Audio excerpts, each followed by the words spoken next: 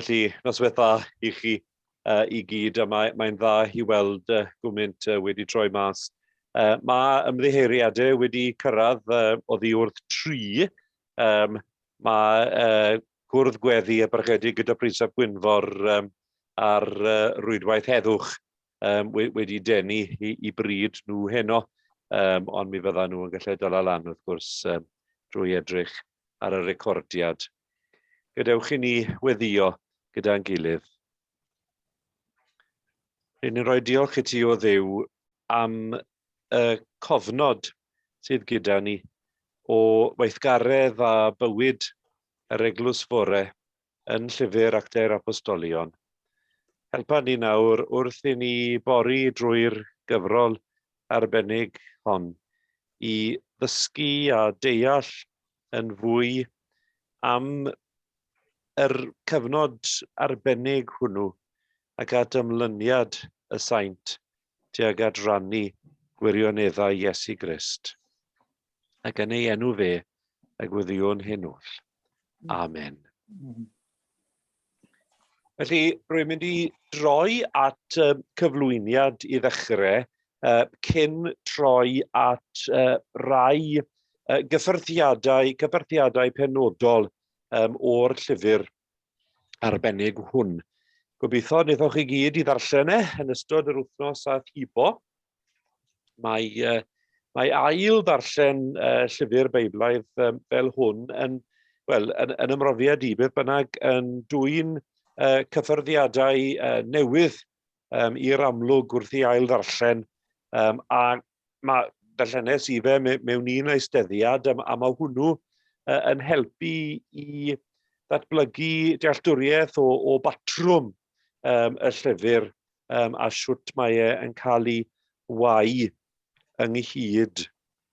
Nawr, yn ei lyfr ynte ar yr Efengylau a'r Actau, mae D.P. Davies yn treulio cryn dipyn o amser a dweud y gwir yn ymrafel a gawduriaeth y llyfr arbennig hwn. A dweud y gwir, mae'n ceisio awgrymu falle nad lyc o bosib oedd yr awdur. Mae'n awgrymu os ta lyc oedd falle oedd e ddim yn feddyg. Dyn ni ddim yn gwybod ar pethau hynny i gyd.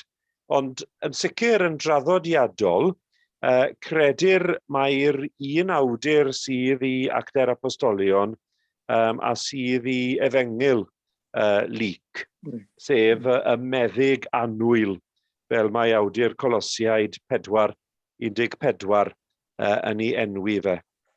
Oedd yn gyfrifol am ysgrifennu'r Efengyl a hefyd Llyfr yr Actau. Mae'r naill lyfr a'r llall, fel i ni'n gallu gweld yn y cyflwyniad i Lyc a'r adnod cynta i Lyfr yr Actau, wedi cyflwyno i Theophilus, ac mae Actau 1:1 yn cyfeirio nôl yn uniongyrchol at yr Efengyl.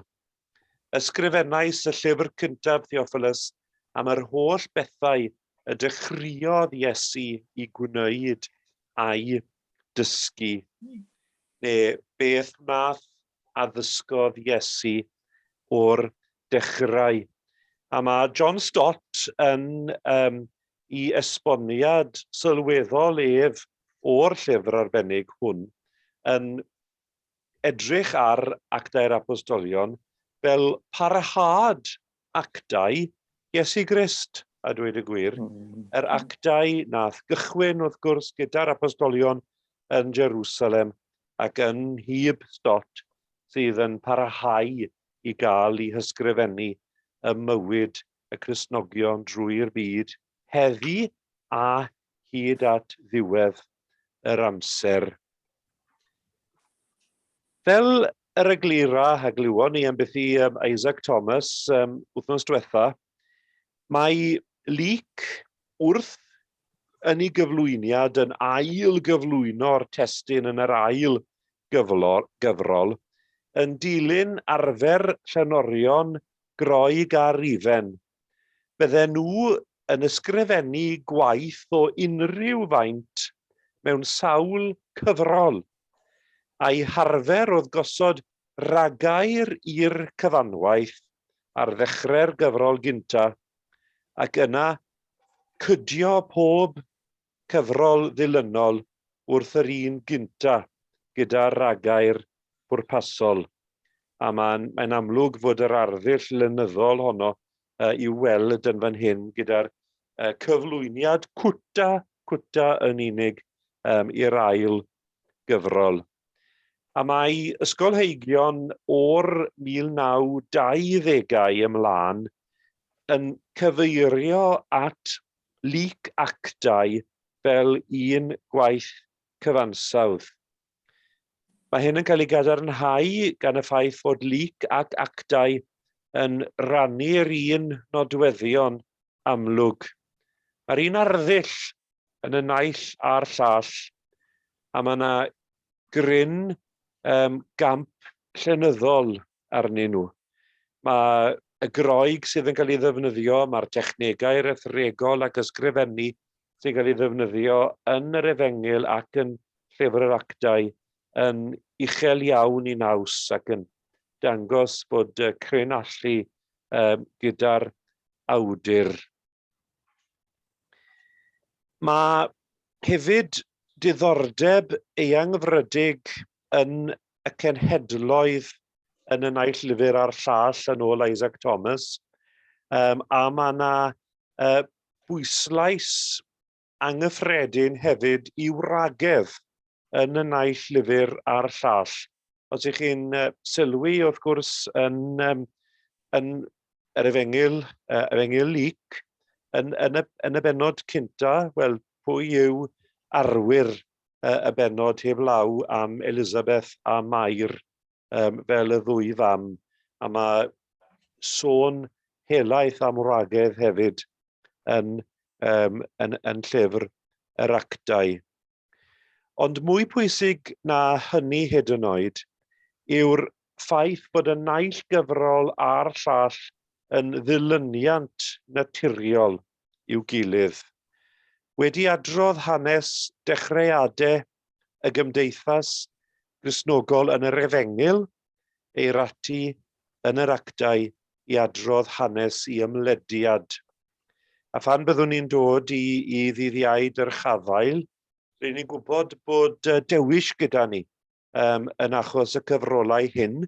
Gallwn ni naill ai droi ar ddiwedd Efengyl Lyc neu at bennod cynta Llyfr yr Actau I gael disgrifiad gwahanol ond yn amlwg iawn o ysgrifbyn yr un awdur ynglyn ag esgyniad Iesu.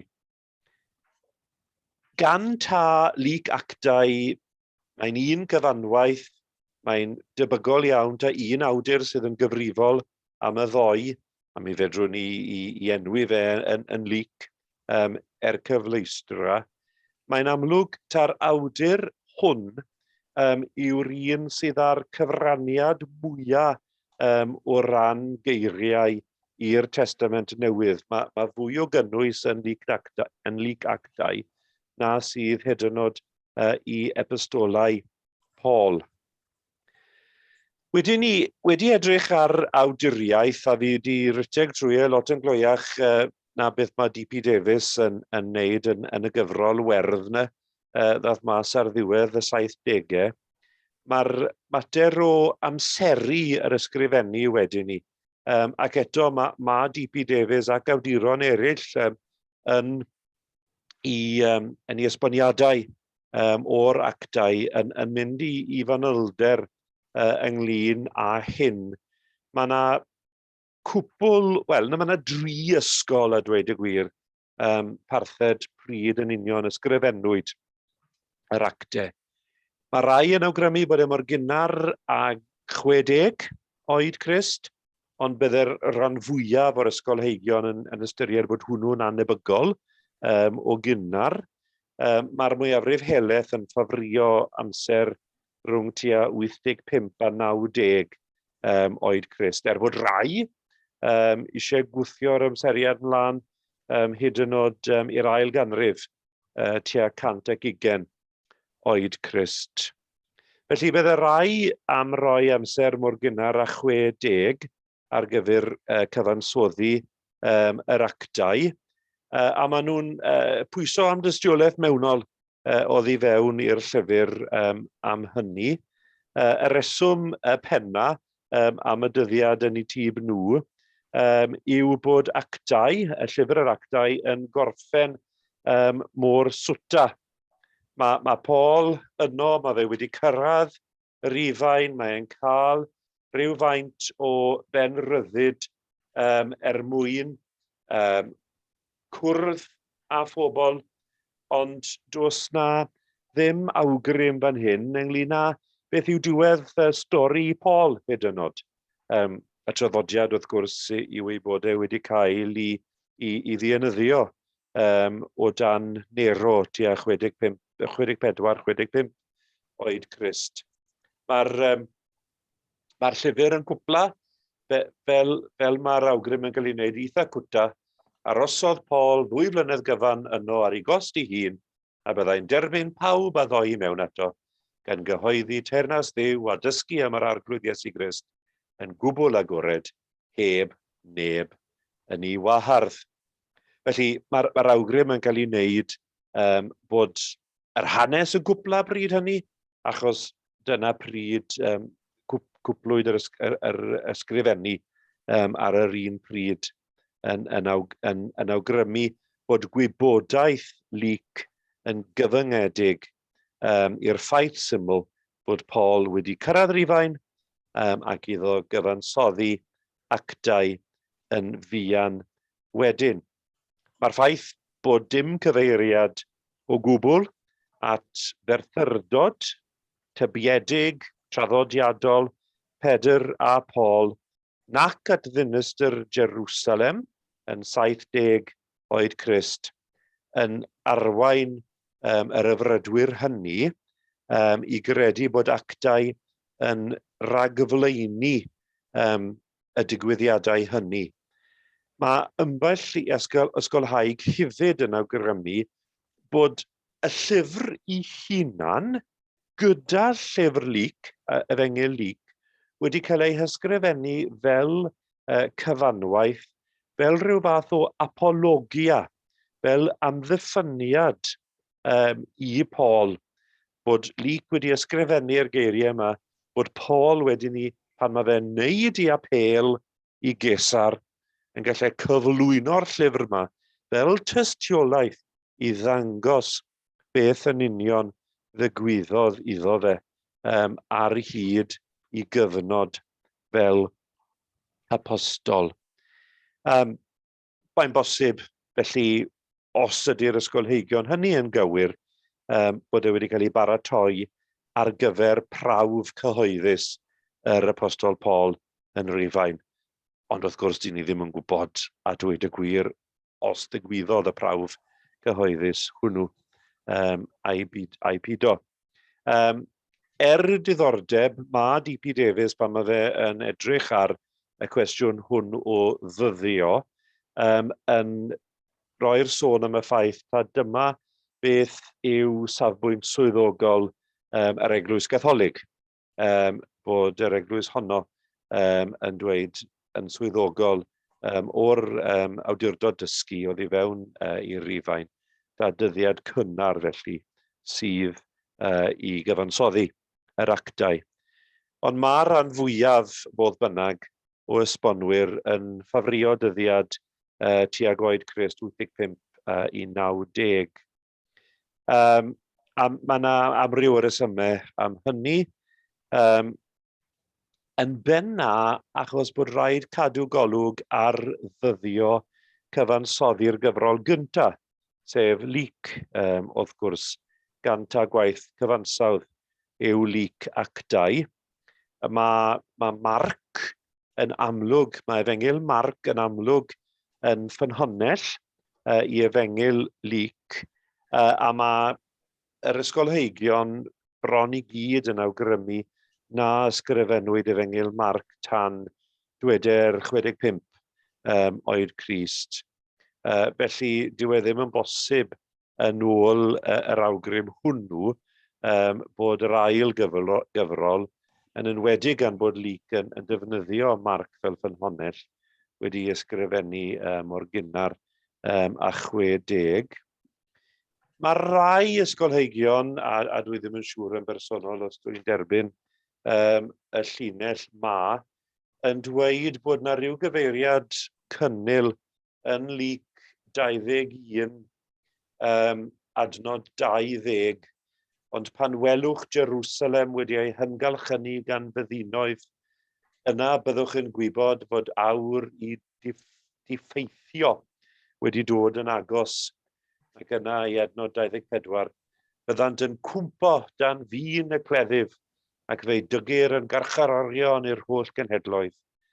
Caiff Jerusalem I mathru dan draed y genhedloedd, nes cyflawni I amserau hwy. Felly mae'r ysgolheigion hynny yn awgrymu bod yr ddoi adnod nawr o Luc sy'n cael ei priodoli fan hyn, wrth gwrs I Iesu Grist yn y cyfnod cyn y croeshoelio, bod yr adnodau yna wedi cael ei ysgrifennu yn benodol I gyfeirio at y ffaith bod dinas Jerusalem Isus wedi cael ei ysgrifennu pan mae Luc yn cael ei osod ynghyd gan Luc. Ac os felly, wrth gwrs, mae hwnna'n golygu bod rhaid bod Luc a hefyd Llyfr yr Actau wedi ei dyddio ar ôl 70 oed Crist. Felly mae hwnnw yn gwestiwn agored a mae'r ysgolheigion yn awgrymu tua 80 I 90 oed Crist yr ysgrifennwyd y llyfr fel mae D.P. Davies a John Stott yn ei esboniad yn awgrymu. Mae rai yn dyddio'r llyfr hyd yn oed I ddechrau yr ail ganrif. Felly yn awgrymu bod yna gyfres o hanesion am weithredoedd yr actau wedi bod yn cylchredeg yn yr eglwys fore a bod golygydd wedi dwyn nhw I gyd at ei gilydd ar ddechrau yr ail ganrif. Wedyn, pwrpas ysgrifennu Llyfr yr Actau. Mae'r actau fel mai, pwy oedd yn dweud hyn? Maurice Lauder yn difynnu y sylwebydd penodol hwn bod y llyfr yn pontio'r agendor sy'n gwahanu'r eglwys yn yr oruwch ystafell oddi wrth eglwysi Ewrop. Felly dyna diben mewn ffordd y llyfr bod ni yn dechrau yn llythrenol yn y bennod gynta yn yr oruwch ystafell. Dyna lle mae'r disgyblion i'w gweld ynghyd a wedyn ni bod y daith yn mynd â ni o Jerusalem, o Jwdea, I Dwrci, I Asia Leiaf ac ymlaen wedyn ni I Groeg ac wrth gwrs mae'r llyfr yn cwpla yn llythrenol ymrifddinas ymerodreth a chyfandir y bryd hynny yn Rhufain. Ysgrifennwyd actau fel yr Efengyl sy'n dwyn y teitl Luc mwyn rhoi sicrwydd I Theophilus am y wybodaeth a dderbyniaist. Felly, dyna'r prolog I Efengyl Luc.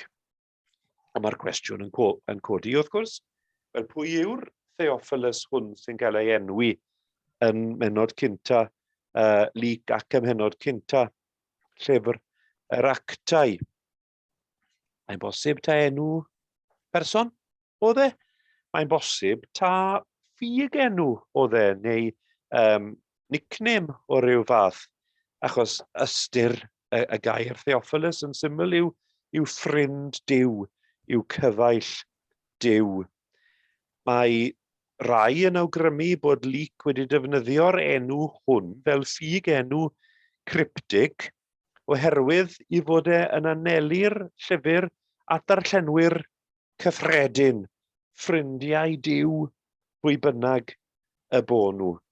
Ond ar y cyfan, dyw'r syniad hwnnw ddim yn dal dŵr, achos yn enwedig yn Efengyl Lyc, mae Theophilus yn cael ei gyfeirio ato fe fel yr ardderchocaf Theophilus, sef yr union air mae awdur actau yn ei ddefnyddio nes ymlaen i gyfeirio at y raglaw, yr ardderchocaf raglaw. Felly mae yr ysgolheigion sydd yn meddwl ta person oedd y Theophilus hwn, falle rhywun a tipyn o arian, rhywun a digon o arian i noddi ysgrifennu 2 lyfr swmpus fel yr rhain yn awgrymu bod nhw'n uchelswyddog, falle yn y llywodraeth, falle yn y fyddin, ac mae bwriad Lyc oedd cymeradwyo'r ffydd Gristnogol i un o uchelswyddogion ymerodraeth Rhufain. Ond eto, fel awgrymes i, mae eraill yn dweud ta apologia oedd y llyfr, a ta'r Theophilus hwn oedd yr un sydd yn cael ei apelio ato fe pan mae Paul yn mynd mlaen i well, pan mae fe'n apelio i Cesar yn Rhufain. Mae sawl un felly o'r farn bod actau yn cael ei ysgrifennu gyda'r bwriad o ddylanwadu ar bolisïau'r llywodraeth Rhufeinig mewn cyfnod pan oedd honno'n bygwth ail ddechrau'r erlyd ar y Gristnogion. Mae yna ysbaid o lonydd. Mae'n amlwg bod yr eglwys yn Rhufain yn y 2 mlynedd mae Lyc ar ddiwedd Llyfr yr Actau yn esbonio presenoldeb Paul yno. Mae'n amlwg bod yna rhywfaint o lonydd i'r eglwys pryd hynny. Doedd yna ddim erlyd wedi cychwyn pryd hynny bod Nero yn ymerawdwr yno. Mi oedd yr eglwys yn cael ei ystyried ar y cychwyn yn Rhufain fel sect. Mae'r gair sect yn cael ei ddefnyddio yn Llyfr yr Actau. Sect ymlith yr Iddewon. A felly roedd hi yn cael ei chydnabod fel crefydd gyfreithlon. Oedd hawl erbyn y cyfnod hwn i Iddewon i fod yn rydd i addoli yn y dull yr oedden nhw yn dymuno gwneud. Ond erbyn yr amser yr ysgrifennwyd Llyfr yr Actau, mae'n amlwg bod Cristnogaeth wedi dechrau ennill ei fflwy fel crefydd yn ei hawl ei hun. A felly mi fyddai'r awdurdodau Rhufeinig yn dechrau pipo ar y grefydd newydd hon a cheisio gweithio mas beth yn union sy'n mynd mlaen. Darllenwch yr ail hanner o bennod 21 ymlaen, pan mae Paul yn goffod dadlau achos o flaen yr holl awdurdodau yma yn Jerusalem a Chesarea. Mae'n amlwg bod y ffydd Gristnogol yn cael ei ystyried gan yr awdurdodau Rhufeinig fel carfan oddi fewn i Iddewiaeth. Felly mater iddyn nhw i sorto eu hunain mas yr roddi. Ond mae William Barclay yn awgrymu un o brif ddibenion actau oedd dangos bod swyddogion Rhufeinig dro ar ôl tro wedi ymddwyn yn newyllysgar at Gristnogaeth gan estyn cyfiawnder di-duedd a hyd yn oed ffafr ac amddiffyn i Gristnogion. A mae hwnna i weld yn enwedig yn nghanol holl trafferthion Paul o bennod 18 ymlaen i bennod 26. Mae'r awdurdodau Rhufeinig yn pwysleisio dro ar ôl tro bod nhw'n canfod Paul yn ddieuog. dyw e ddim wedi cyflawni unrhyw drosedd. Yn ôl awgrym yr awdurdodau Rufeinig, twrw oedd i fewn i eddewiaeth oedd hwn a gwahaniaeth barn oedd i fewn i ddewiaeth. Felly'r awgrym sy'n cael ei wneud fan hyn yw bod y llyfr wedi cael ei ysgrifennu i brofi ar y ddechrau cyfnod Cristnogaeth bod y swyddogion Rufeinig wedi bod yn rydd tu hwnt tuag at y ffydd newydd. Ond wrth gwrs, gyda unrhyw awgrym ysgolheigaeth, fedrwn ni fyth a dirnad beth oedd gwir cymhelliad awdur unrhyw lyfr, a mae'n sobor o bwysig yn enwedig yn yr oes ôl fodern hon, bod ni yn cydnabod yn bod ni o'n safbwyntiau ni byth yn wirioneddol yn medru dirnad beth yw cymhelliad unrhyw un dros ysgrifennu llyfr fel hwn. Prif amcan Lyc, ac edrych ar hyn wrth gwrs o ochr yr eglwys, prif amcan Lyc oedd cofnodi'r bennod olaf mewn hanes rhwng yr atgyfodiad a'r diwedd pan fydde Iesu yn dod yn ôl mewn grym i gwblhau y cyfan o'r hanes wnaeth ynte i addo yn ystod i ymgnawdoliad.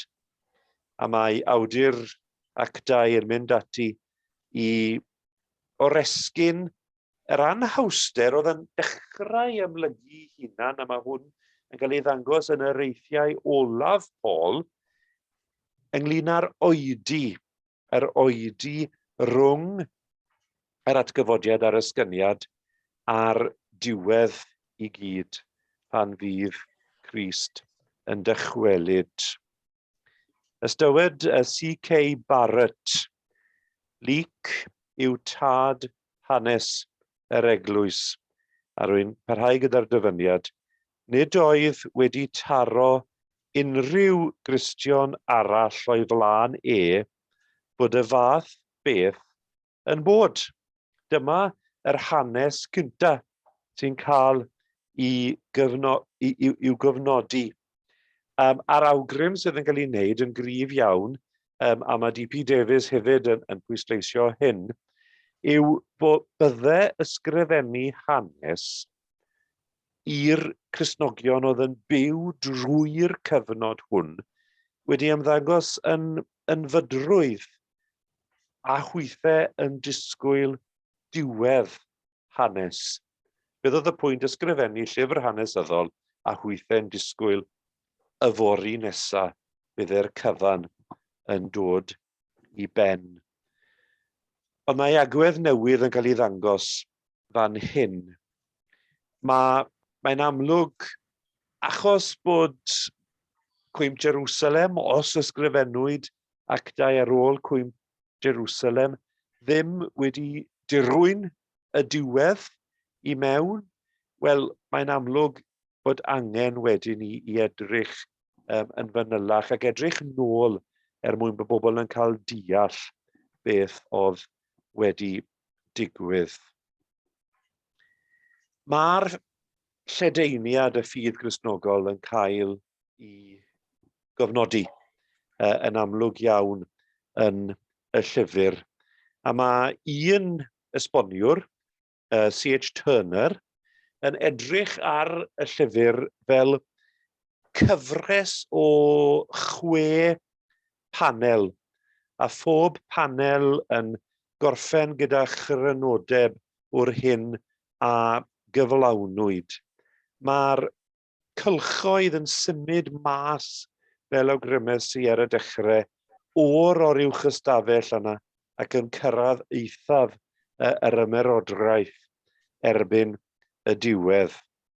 A'r patrwm sydd gyda Turner yw bod y 5 pennod cynta hyd at pennod 6 adnod 6 yn sôn am wreiddiau'r eglwys yn Jerusalem, a phregethu Pedr, a bod hynny yn cael ei grynhoi mhenod 6 adnod 7, yr oedd gair Duw'n mynd ar gynnydd, yr oedd nifer y disgyblion yn Jerusalem yn lluosogi'n ddirfawr, a thyrfa fawr o'r offeiriaid hefyd yn ei fyddhau i'r ffydd. Felly, dyna diwedd yn ôl Turner adran gyntaf y llyfr.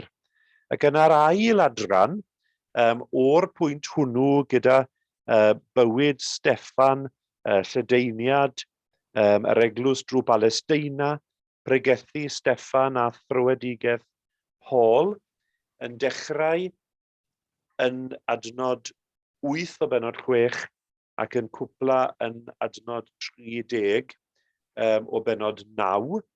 A'r diweddglo tro mai o adnod 31 o bennod 9. Roedd yr eglwys yn awr drwy holl Jwdea a Galilea a Samaria yn cael heddwch. Yr oedd yn cryfhau a thrwy rodio yn ofon yr arglwydd ac yn niddanwch yr ysbryd glân yn mynd ar gynnydd. A wedyn ni ar ail, y trydydd yn hytrach gyfnod oedd i fewn i fywyd yr eglwys yn Llyfr Actau, lledaeniad yr eglwys i Antioch, trywedigaeth Cornelius a trafferthion gyda'r Iddewon. Felly mae'r cenedl ddynion wedi dechrau cael eu cymryd mewn i'r eglwys, ac wrth gwrs mae yna wrthdaro yn dechrau gyda y swyddogion a'r Iddewon yn dilyn hynny. A mae hwnnw yn cael ei grynhoi yn ôl Turner gyda adnod 24 o bennod 12. Yr oedd gair yr arglwydd yn cynyddu ac yn mynd ar led. A wedyn, wrth gwrs, mae'r teithiau cenhadol yma. Teithiau cenhadol Paul. Gyda'r lledaeniad yr eglwys i Dwrci, i Asia Leiaf, a'r crynhoad fan hyn. Y crynhoad fan hyn ym mhenod 16, penod 5, Actau 16:5. Felly, yr oedd yr eglwysi yn ymgadarnhau yn y ffydd ac yn amlhau mewn rif beunydd. So chi'n gallu gweld beth mae fe'n neud fan hyn. Mae fe'n codi y darnau yma sydd yn sôn am dwf yr eglwys ac yn gweld reina wedyn ni fel diweddglo, fel uchafbwynt i'r adran arbennig hynny. Wedyn ni taith cenhadol mlaen i Ewrop, Paul yn Macedonia ac Achaia, y 5 adran yn ôl Turner, gyda'r crynodeb ar y cyd wedyn ni, crynodeb ar y cyd i gyrraedd Rhufain, gyda'r adnod ddarllenes i reit ar y dechrau. Os gallai ffindo fe to, sef diweddglo y llyfr i gyd. Paul yn cyhoeddi teyrnas Dduw a dysgu am yr arglwydd Iesu yn gwbl agored, heb neb yn ei wahardd. A mae Turner yn awgrymu dyma pam mae Llyfr yr Actau yn cwpla mor ymddangosiadol swta. Bod dim angen a dweud y gwir, achos bod y stori, sef cyrraedd y cylch eithaf yna, bellach wedi i gwblhau. Mae'r eglwys bellach yn grefydd fyd-eang. Mae addewid mynydd yr esgyniad bellach wedi cael ei gyrraedd, bod Jerusalem a Jwdea a Samaria a hyd eithafon y byd bellach wedi i cyrraedd. Felly mae'r rhan yma o'r stori wedi I hadrodd, a dyma felly diwedd y daith I Lyc. Fi am, ar ôl edrych yn fras ar rai o'r syniadau hynny, nawr droi at y testun yn fwy penodol, ond cyn gwneud hynny, fi am gymryd saib bach, achos dysges i'n wers bythefnos yn ôl y beth I siarad gormod. Os yna gwestiynau o gwbl, os gwelwch yn dda. Sylw.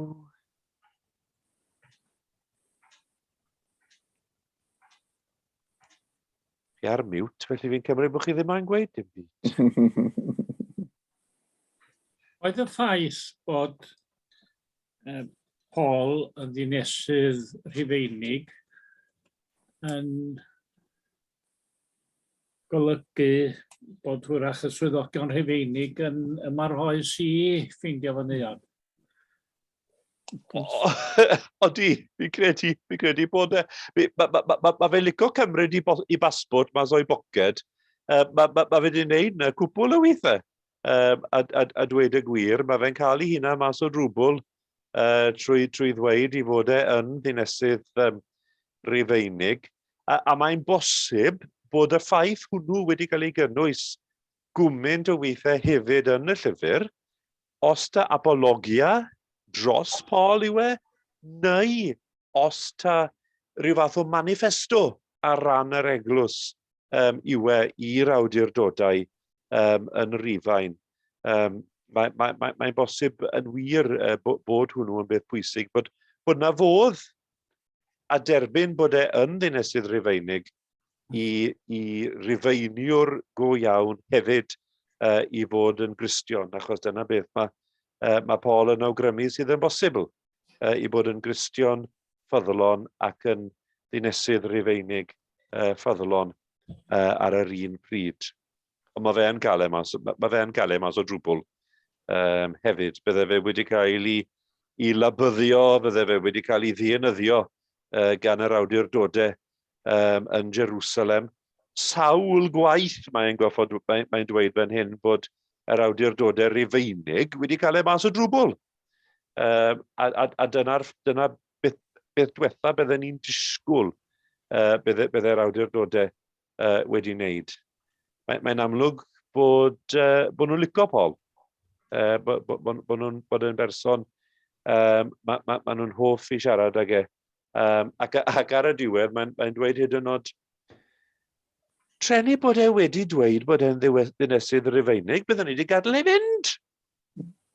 Ond nawr mae rhaid I fi anfon I Gesar mwyn apelio yn fanna, achos mae wedi gofyn am apelio I Gesar, a does dim modd bellach I droi'r cloc yn ôl a'i adael yn rydd. Felly, rydyn ni gyd yn nabod ffurf y llyfr, rydyn ni gyd yn gwybod y penawdau. Mae bob blwyddyn a dweud y gwir, mae adrannau o Actau'r Apostolion yn cael ei gosod yn y siliau ar ôl y Pasg i'w darllen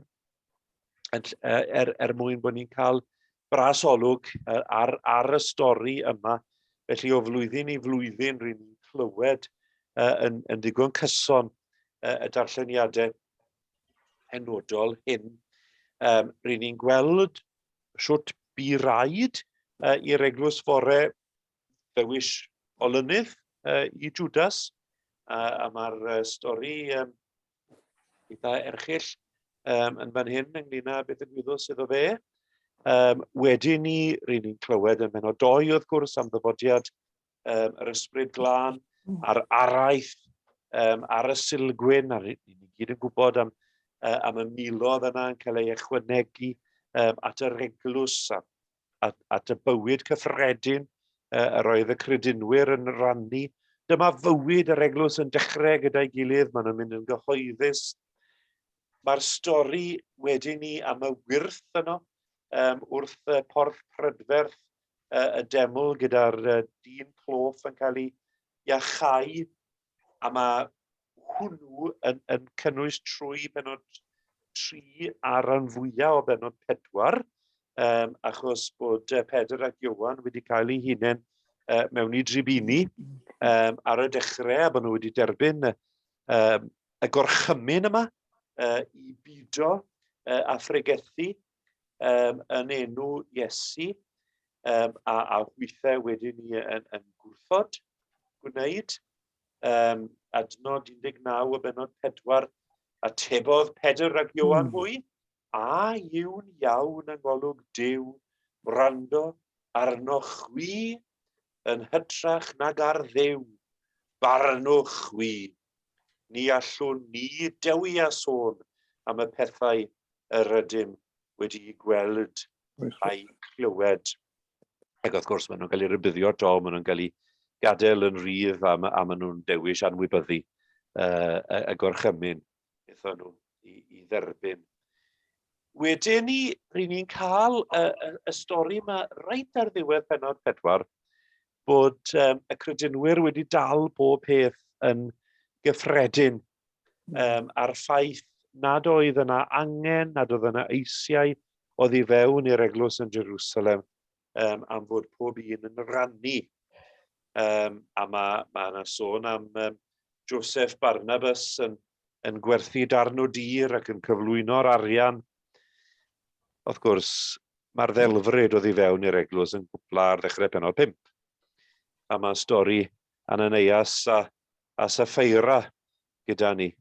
Fi wedi clywed sawl pregaeth ar Ananias a Saffeira, sydd yn eitha milain yn erbyn y ddoi gymeriad yma, a dim unrhyw sympathi o gwbl tuag atyn nhw, ond mae'n amlwg i bod nhw, y ddau hyn, wedi torri ar y cyfamod, os mynwch chi ar rhyninau fel annibynwyr yn eglwysu cyfamodol, mi oedden nhw wedi torri'r cyfamod pan wnaethon nhw gwerthu darn o dir, wnaethon nhw ddal arian nôl a smalio i bod nhw wedi rhoi y cyfan. Mae'r arwyddion a'r rhyfeddodau yn parhau, mae'r apostolion yn dechrau cael eu herlyd, a wedyn ni ar ddechrau penod 6, rydyn ni'n gweld ethol y diaconied cynta. A'r tro yma, achos bod yr Iddewon Helenistaidd, y rai sy'n siarad Groeg fel iaith cynta, maen nhw'n teimlo bod na ddim tegwch, bod eu gweddwon nhw ddim yn derbyn gwmynt o fwyd wrth o ford ar gweddwon o dras Hebraeg, y rai sy'n siarad Hebraeg fel iaith cynta. Felly maen nhw'n gorfod cael cwrdd eglwys i sorto hwn mas, a maen nhw'n apwyntio yr diaconied cynta. Ac wrth gwrs, os ydych chi'n darllen eu henwau nhw, enwau Groegaidd sydd iddyn nhw. Felly maen nhw wedi dewis mwyn gweini ar fyrddau pob un o'r gweddwon rai i gynrychioli y lleiafrif oedd i fewn i'r eglwys yn Jerusalem ar y pryd, sef y Cristnogion Helenistaidd, y rai o gefndir y diaspora fel petai o blith yr ymerodraeth. Mae Steffan yn un o'r diaconied hyn. A Steffan, wrth gwrs, yw'r merthyr cyntaf. Darllenwch yr araith. Araith Steffan. Mae'n cymryd penod 7 i gyd i fyny. Mae'n llawer i hir i'w ddarllen yn darlleniad yn y cwrdd ar ddydd Sul. Ond mae Steffan yn mynd drwy hanes y cadw, hanes trefn y cadw. A mae yn dod i ben llanw i ddadl gan ddweud gweithaf y ffaith bod Duw yn hanes trefn y cadw wedi edrych ar yr Iddewon, edrych arnyn nhw a ffafr. Taw weithiau oedd yn gyfrifol am fradychu a llofruddio yr un cyfiawn. A chwythau yn awr, bradwyr a llofruddion fioch iddo ef, chwi y rai a dderbyniodd y gyfraith yn ôl cyfarwyddyd angylion, ac eto ni chadwasoch ohoni. A'r un ni'n clywed, wrth gwrs, bod e'n cael ei labyddio, bod e'n cael ei ladd, a bod Saul yno, yn dal y cotiau fel dyn ifanc ac yn cyd-synio gyda'r weithred hon o labyddio. Ni'n clywed yn fyr iawn wedyn ni ar ddechrau pennod 8 am erlyd Saul yn erbyn yr eglwys cyn bod ni'n troi nôl at y prif gymeriadau oedd gyda ni hyd yn hyn, sef Philip a Pedr ac Iowan. A wedyn ni, rydyn ni'n mynd i Samaria, mae yna grynlwyddiant yn digwydd yn Samaria, ond rwy am edrych ar un cyffyrddiad bach. Felly, dyn ni ddim yn pregethu arno fe yn aml iawn, a felly bod ni ddim yn sylwi arno fe yn aml iawn ym mhennod 8, sef y cymeriad Seimon yma. Mae Seimon eisiau meddu ar y ddewiniaeth mae fe'n tybio sydd ym meddiant Philip a Pedr ac Iowan. A fi'n troi at adnod 18. Pan welodd Seimon, mae trwy arddodiad dwylo'r apostolion y roddid yr ysbryd, cynigiodd arian iddynt, a dweud, rowch yr awdurdod yma i minnau, fel y bydd i bwy bynnag y rodd fy nwylo arno, dderbyn yr ysbryd glân. Ond dywedodd Pedr wrtho, melltith arna ti ath arian, a mi ti feddwl meddiannu rodd Duw trwy dalu amdani? Nid oes i ti ran na chyfran yn hyn o beth, o blegyd nid yw dy galon yn union yng ngolwg Duw. Felly, edifarha am y drygion i hwn o'r eiddo, ac erfyn ar yr arglwydd, i weld a faddeuir i ti feddylfryd dy galon, oherwydd rwy'n gweld dy fod yn llawn chwerder ac yn gaeth i ddrygioni. Fel oedd Ananias a Saffeira, maen nhw'n farw ac yn cael eu gladdu. O leia mae Seimon fan hyn yn cael ail gyfle, a mae fe'n cymryd ar y cyfle hefyd. Mae'n ateb, gweddiwch wi droso fi ar yr arglwydd, fel na ddaw arnaf ddim o'r pethau a ddywetsoch. Cyffyrddiad arall wedi trwedigaeth Saul. Mae Saul gydag awydd yr un sydd wedi newydd gael trwedigaeth yn mynd ati yn syth bin i bregethu gweithio ar y ffaith bod y Cristnogion cynnar yn crynu yn ei sandalau o ystyried ta fe yr arludiwr mawr sydd yn dod i'w herlyd nhw yn bellach. Ond mae fe'n derbyn erledigaeth ei hunan reit ar y cychwyn. Os ych chi'n edrych ar bennod 9, 25 er enghraifft. Fel yr oedd dyddiau lawer yn mynd hibo, cynllwyniodd yr Iddewon i'w ladd. Dyma'r cynllwyn cynta yn erbyn Paul. Ond daeth i cynllwyn yn hysbys i Saul, yr oeddent hefyd yn gwylio'r cyrff ddydd a nos mwyn i laddau. Ond cymrodd i ddisgyblion ef yn y nos, a'i ollwng i lawr y mur, gan ei ostwng mewn basged. Sa'n cofio lot o wersi ysgol Sul plentyn, ond mae hwn yn un o'r golygfeydd na rwy yn ei gofio, o Paul yn cael ei ollwng mewn basged, mas drwy'r ffenest lawr y mur i gadw fe'n saff. yn y cynllwyn cyntaf hwn yn ei erbyn e. Mae'r hanesion eraill wrth gwrs, ni wedi colli mas yr hanes rydyn ni yn ail ymweld a hi yn bir aml, sef Philip a'r ewnich o Ethiopia, a'r ffaith fod yr hanesyn bychan hwn yn fodd i ni weld pa mor eang oedd yr Efengyl ar ddechrau bywyd yr eglwys fore. Mae'r hanesion bychan wedi ni yn ymwneud â yr apostolion megis Pedr yn parhau i iachau cyn i ni symud y stori yma yn hi Cornelius. Mae Pedr yn cael ei gymell wrth gwrs i fynd i ymweld a'r swyddog yma myddin Rhufain. Dyw e ddim eisiau mynd, cenedl ddyn yw e. A mae hwn yn ganolbwynt i benod 11, i benod 10 ac 11. Gresyn bod y disgrifiad ym mhenod 10 mor hir. Achos eto, pan i fi'n dod i bregethu ar y darn hwn, mae rhaid cwtogi ar y darlleniad ta un stori sydd ym mhenod 10 i gyd.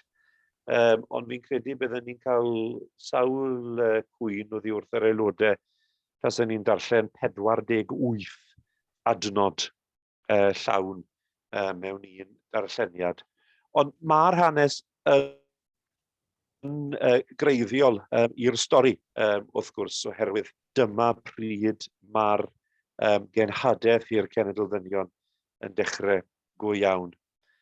Mae Pedr yn goffer roi cyfri am yr hyn mae wedi wneud i'r eglwys yn Jerusalem, ddim i gyd yn derbyn beth sydd wedi digwydd. Wedyn ni, mae'r stori, mae'n stori ryfedd, a dwi byth wedi bregethu ar y darn yma.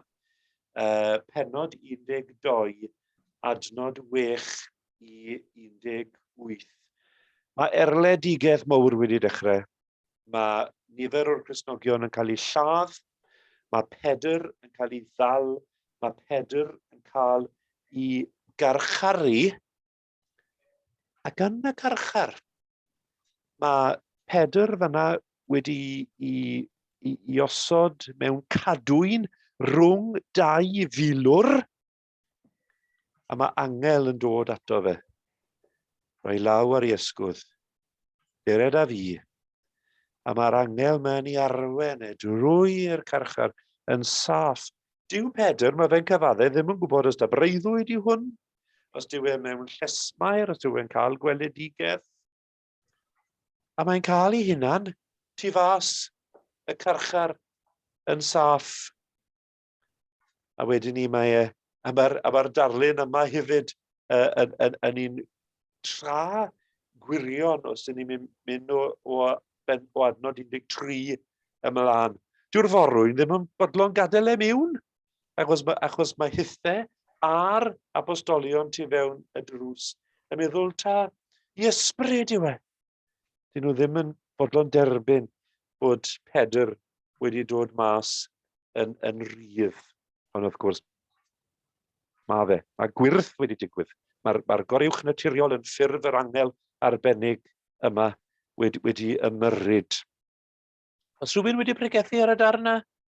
Yw wedi clywed pregeth ar y darna? Felly mae hwnna'n her i ni gyd i edrych ar Actau 12, adnod 6 i 19. Cyffyrddiad arall wedyn ni reit ar gwt pennod 12, ac eto dwi byth wedi pregethu ar hwn, marwolaeth Herod. Dyw Herod ddim yn cael ei gyflwyno fel cymeriad hoffus yn yr Efengylau. Dyw Herod ddim yn cael ei gyflwyno fel cymeriad hoffus fan hyn.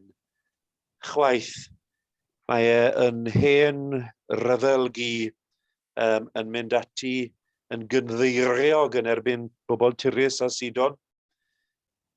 A wedyn ni, mae yn dwy'n pawb ynghyd yn adnod 21. Ar ddwyrnod penodedig, a'i wisg frenhinol amdano, steddodd Herod ar ei orsedd a dechrau i hanerch a bloeddiodd y bobl. Llais Duw ydyw, nid llais dyn. Ar unwaith, trawodd angel yr arglwydd ef. A so'n gwybod os ydy'r un angel, oedd yr angel mab bydd ar ddechrau pennod 12. Trawodd angel yr arglwydd ef am nad oedd wedi rhoi'r gogoniant i Dduw. Ac fe'i hyswyd gan bryfed a threngodd. Credwch i fi, dwi ddim wedi bregethu ar y darn hwnnw chwaith, na chlywed pregeth arno fe. Wedyn ni mae'r teithiau genhadol yma yn digwydd, mae'r comisiwn yn cael ei roi i Barnabas a Saul, maen nhw'n mynd i Gyprus a phregethu yno. A wedyn ni mae'r cyffyrddiad yma, os o'ch chi'n meddwl oedd Pedr wedi dweud y drefn wrth Seimon pan oedd e wedi trial prynu grym yr ysbryd glân. Mae Paul hefyd yn rhoi pryd o dafod fan hyn yn Cyprus. Y tro ma i Elimas y Dewin. Yr oedd Elimas a Dewin, rwy'n adnod 8 o bennod 13, felly y cyfieithir i enw, yn ei gwrthwynebu nhw, yn gwrthwynebu Paul a Barnabas. Ac yn ceisio gwir droi'r raglaw oddi wrth y ffydd Gristnogol. Ond dyma Saul a elwyr hefyd yn Paul yn syllu arno.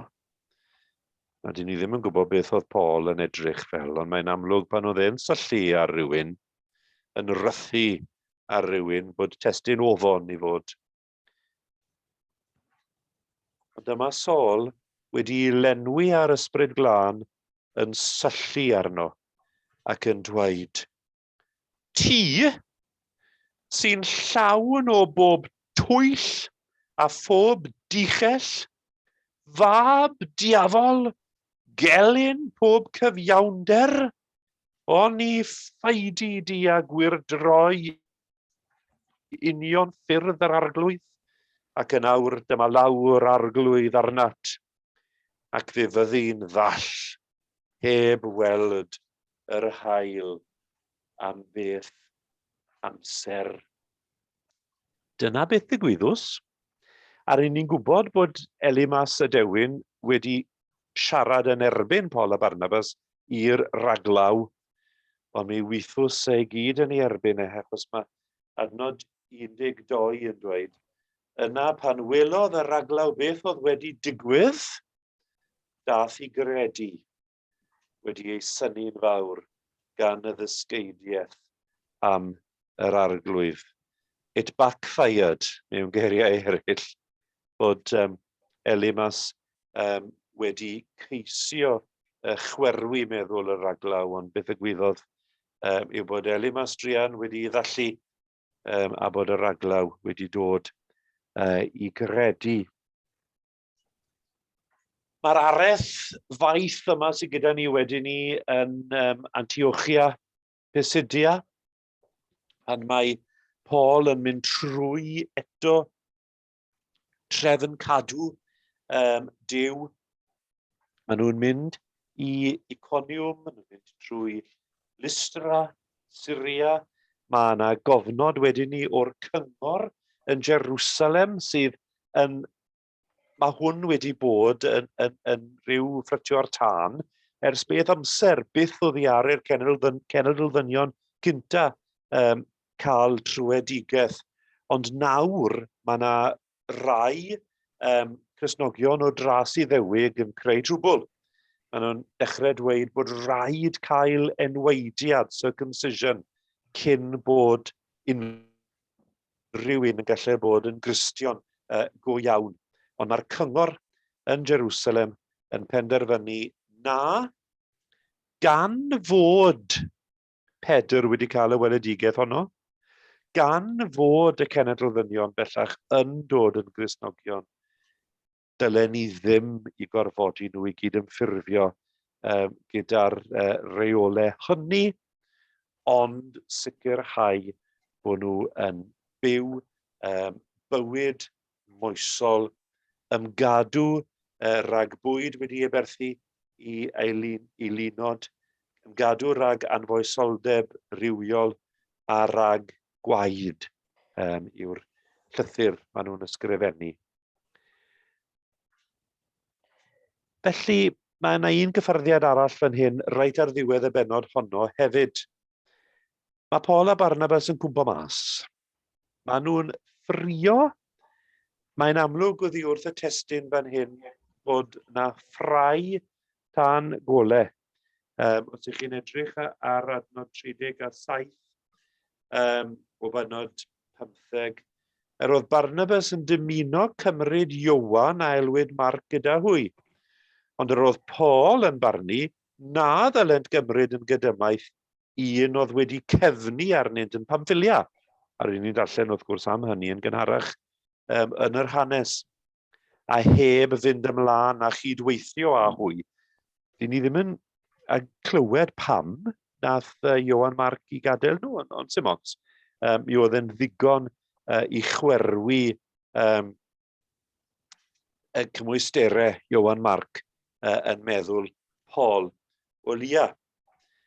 Wedyn, adnod 39, bu cyment cynnen ryngddynt nes iddynt ymwahanu.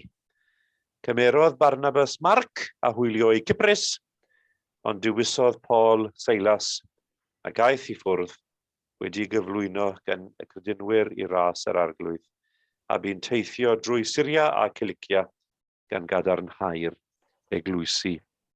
Ma'n y gwmpo mas wedi bod, ma'n y ffrio wedi bod, ond, a dyma beth i'n unig fel Cristnogion, dyn ni ddim yn hoff o gwmpo mas, fi'n gwybod, dwi ddim yn hoff o gwmpo mas.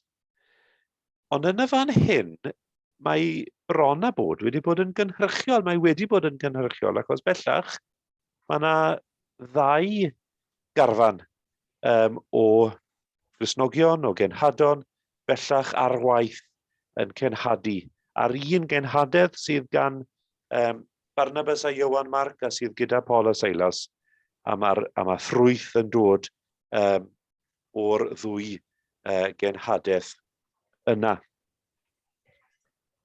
Wedyn ni, mae'r sôn am y teithiau genhadol mae'n parhau, mae yna garcharu, mae yna gyffro, mae yna wrthwynebiad.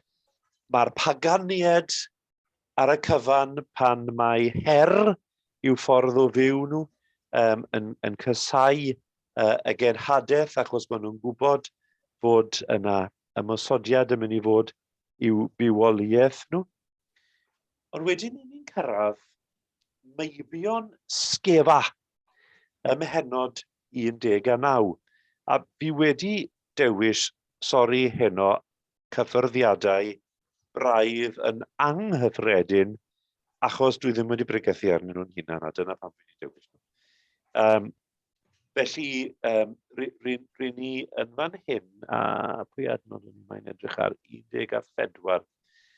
Ac yr oedd gan ryw sgefa, prif offeiriad Iddewig, 7 mab oedd yn pregethu.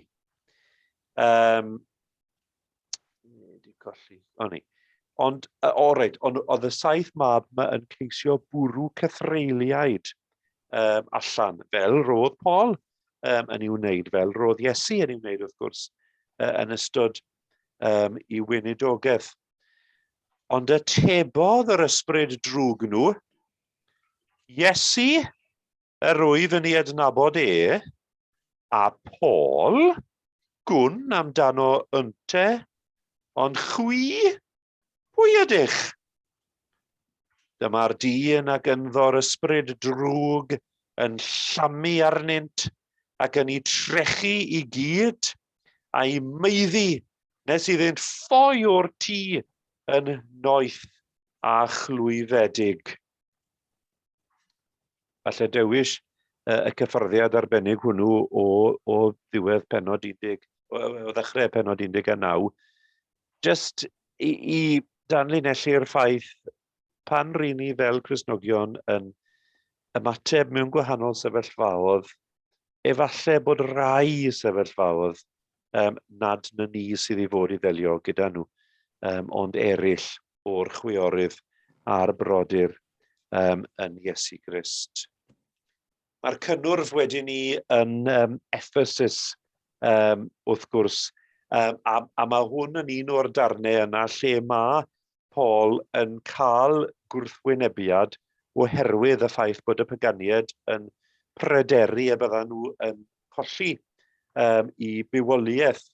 Mae'n amlwg bod y crefftwyr yma yn creu tlysau, yn nodi, wel, falle ta Artemis neu falle ta Diana, mae'n dibynnu ar y fersiwn i chi'n edrych ar. Mae yna deml mawr i Artemis neu Diana yno yn Ephesus. A mae'r crefftwyr yma yn teimlo, wel, os bydd pawb yn cael trwedigaeth, os bydd pawb yn dod yn Gristnogion, o bydd dim gwaith i ni bellach. Bydd bobl ddim eisiau prynu y tlysau yma, yr eilinod yma i Artemis neu Diana. Felly maen nhw yn ceisio cael gwared ar Paul. Mae'r teithio'n parhau, mae'r ymweld ag Ewrop yn parhau. A wedyn ni, nawr mae hwn yn rybydd i fi, mae fe'n rybydd i unrhyw un sydd yn pregethu yn or hir, be sy'n gallu digwydd. Penod 20 ac adnod 7, a fi wedi pregethu ar y darn yma. Ar ddydd cyntaf yr wythnos, daethom ynghyd i dorri bara. Dechreuodd Paul a oedd i fynd ymaith drannodd i Hannerch, a daliodd i dreithi hyd hanner nos. Yr oedd llawer o lampau yn yr oriwch ystafell yr oeddem wedi ymgynnull, ac yr oedd dyn ifanc o'r enw Eutychus yn eistedd wrth y ffenest. Yr oedd hwn yn mynd yn fwy a mwy cysglyd wrth i Paul ddal i ymyleithi. Pan drechwyd ef yn llwyr gan gwsg, syrthiodd o'r trydydd llawr a chodwyd ef yn gorff marw. Ond ath Paul i lawr, syrthiodd arno a'i gofleidio a dywedodd, pidwch a'ch yn hyrfi, y mae bywyd ynddo. Yna, aeth i fyny, a thorri'r bara a bwyta, yna wedi ymddiddan am amser hir hyd doriad dydd aeth ymaith. Ond eithant ar llanc adref yn fyw, ac fe'i calonogwyd yn anghyffredin. Dyw e ddim yn dweud os dyn nhw wedi calonogi o'r ffaith bod Eutychus yn fyw, neu bod y bregaeth wedi cwpla o'r diwedd. Achos mae'n amlwg bod y bregaeth arbennig hon wedi mynd mlaen trwy'r nos. Mi wnaethon nhw gyfarfod mwyn cael cwrdd cymyn. Angofiwyd y cymyn, nes ar ôl i Eutychus drian gwmpo mas trwy ffenest, a wedyn ni garion ymlaen, mi wnaethon nhw wynyddu'r cymyn, a wedyn ni parhau i dreithi drwy y nos. A fwy o stamina gyda Paul fan hyn yn amlwg na beth bydde gyda fi. Wedi dweud hynny, mae'r daith i Jerusalem yn digwydd. Wnaethon ni edrych bythefnos nôl pan wnaethon ni edrych ar llyfr yr Efengylau ar y ffaith bod Paul wedi dyheu am fynd i Rufain ar ôl yr ymweliad a Jerusalem. Os ych chi'n darllen fan hyn, ddechrau penod 21, mae Paul yn cael y rybydd ar ôl rybydd gan y saint paid a mynd i Jerusalem. Mae rhywbeth gwael yn mynd i ddigwydd i ti fanna. Pan mae fe'n ysgrifennu diwedd y llythyr at yr Efengylau, mae fe yn rhyw synhwyro bod rhywbeth gwael yn mynd i ddigwydd iddo fe yn Jerusalem. Ond mynd mae fe. Wrth gwrs mae fe'n cael ei ddal, mae fe'n cael ei arestio, a wedyn ni mae 7 pennod a hanner, mae gweddill Llyfr yr Actau yn ymdrin ar amddiffynfa mae Paul yn neud iddi hunan. Mae fe'n sôn am ei droedigaeth o flaen cwbl o swyddogion a'r brenin. Mae sawl cynllwyn i'w laddau, mae'n cael ei amddiffyn gan yr awdurdodau Rufeinig. Mae wedi aros yng Nghesarea gyhyd bod 2 beth i'n galw bod 2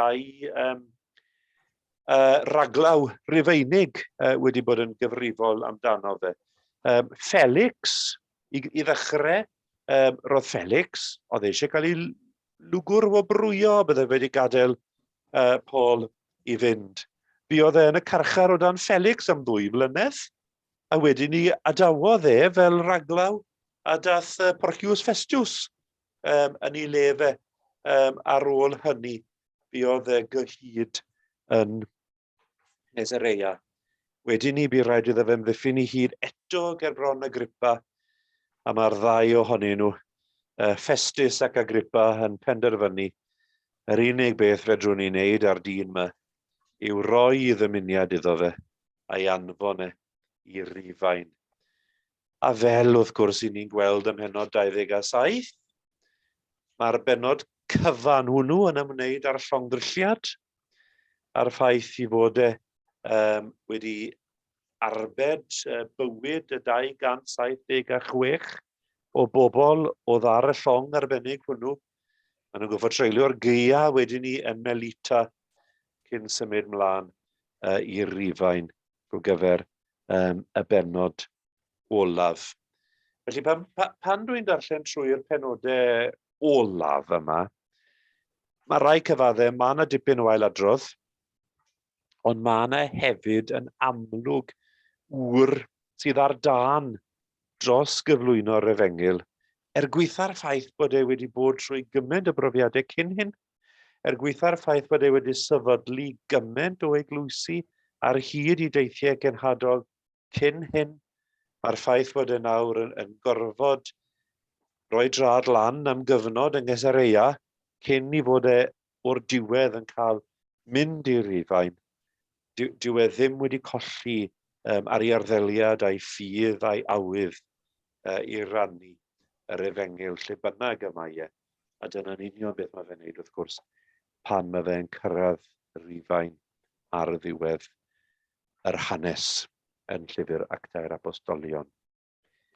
Reit, dwi'n mynd i gweld unrhyw un yn cwmpo mas trwy ffenest.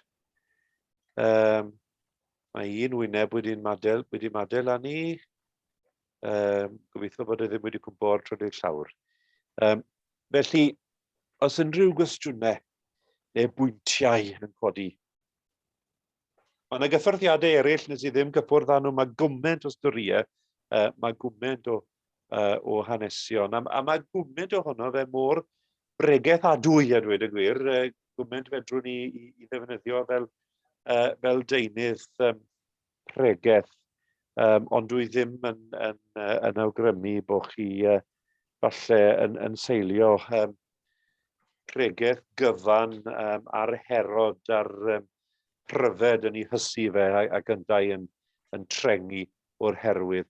Os nag i chi am roi pregaeth ynglyn â haeddiant person sydd ar hyd i yrfa brenhinol wedi byw yn dreisgar.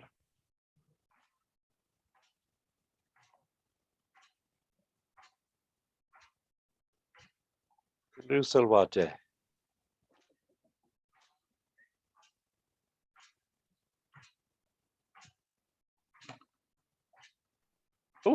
Reit. Wythnos nesaf, ni'n mynd i droi at yr epistolau Catholig, yr epistolau cyffredinol, Iago, Hebreaid cyntaf ac ail 4. Felly dyna beth bydd y testun dan sylw wythnos nesaf. Cofiwch hefyd am ddarlith Llywydd yr Undeb, Betty Wyn, nos Fawrth nesaf am 7 o'r gloch yn ymdrin â dirnad doniau oedd i fewn i'n eglwysi ni a siwt i ddatblygu y doniau arbennig yna. Os nag oes dim byd arall? Os bobl yn licio Llyfr Actau? Dafydd yn licio Llyfr Actau? Mae'n llyfr da iawn, dydy.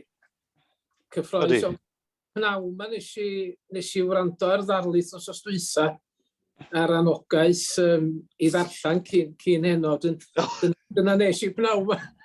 Oedd yn too late? Ie, na. Oedd yn darllenoch chi fe? O, da iawn. Do, nes i wneud, gael o'n gyffroes iawn. Dwi'n licio rhyw hanesion o Lyfr Actau. Ie. Ma modd... Arbennig o dda. Ma modd i ddarllen e mewn un sitting. Ma fe yn ddarllenadwy. Mae. Ydy. Gai ymddiheuro ymlaen llaw efo wsos nesaf. Iawn. Mae gynnon ni gwarfod chwarter. Reit. A mae yna rhyw ddyfri gris o'r wlad wedi siarad efo'r gwarfod chwarter. O, yn y cnawd? Na, ar beth fel hyn. Reit. Ona fe, da iawn. Wel, pob bendith i chi gyd, gadewch i ni weddio ar ddiwedd yn hamser da'n gilydd. Rydyn ni yn ryfeddu o arglwydd o weld y twf sydd yn cael ei gyfnodi yn y llyfr arbennig hwn. Ond rydyn ni hefyd yn cydnabod bod y twf hwnnw wedi i gynnal drwy waed a chwys y saint yn y cyfnod cychwynnol hwnnw. Bod yna barodrwydd wedi bod i hyd yn oed bod yn barod i farw dros y ffydd. Disg ni o Dduw, siwt i gynnal yn cenhadaeth ni yn ein byd ni heddi. Sut i byw bywyd cyffredin fel Cristnogion heddi, a sut i fod yn dystion i Iesu Grist heddi, yn ein gwlad ac yn ein hamser ein hunain. Rydyn ni'n parhau i gofio am yn chwiorydd am brodyr yn Wcrain. Rydyn ni'n parhau i ddyhau am heddwch yn y wlad honno. Heddwch gyfiawn, heddwch bydd lles yr holl bobl. Llewn ni felly am yn i ofyn y pethau yma yn enw Iesu ac yn ei heiddiant ef. Amen. Diolch yn fawr iawn i chi. Diolch yn fawr iawn, Alex. Diolch yn fawr. Diolch yn fawr iawn.